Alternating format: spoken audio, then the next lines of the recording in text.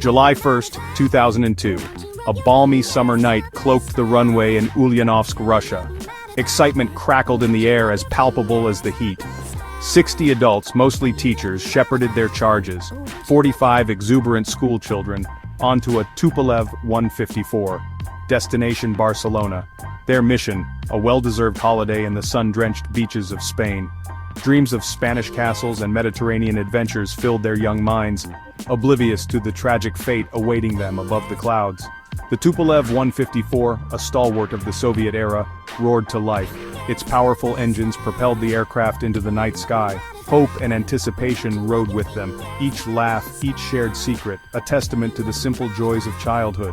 They were flying towards the future, unaware that their journey would be forever etched in the annals of aviation history, not as a tale of triumph, but as a stark reminder of the fragility of life and the devastating consequences of human error. Hundreds of miles away, in the sterile, dimly lit confines of the Zurich control center, air traffic controller Peter Nielsen braced himself for another long night shift. He was alone, responsible for a sector overflowing with blinking blips, each representing a metal bird hurtling through the darkened airspace. The night hummed with the silent symphony of radar signals and radio chatter. Unbeknownst to him, he was about to become a tragic player in a drama unfolding 35,000 feet above the earth. The air traffic control system, a complex web of human oversight and technological aids, was stretched thin. The demands on controllers like Nielsen were immense. They were the unseen guardians of the skies entrusted with the lives of countless souls. But even the most experienced controller, armed with the most sophisticated technology, was still human, susceptible to fatigue, stress, and the limitations of perception. Unseen, unheard, a DHL cargo Boeing 757, a behemoth of the sky, was on a collision course with the Russian Tupolev. Both aircraft, oblivious to the imminent danger, climbed steadily toward the same point in the night sky. The seconds ticked by, each one bringing them closer to a catastrophic rendezvous. Inside the Russian cockpit, the crew received a warning. Their traffic collision avoidance system, or TCAS, blared, urging them to descend.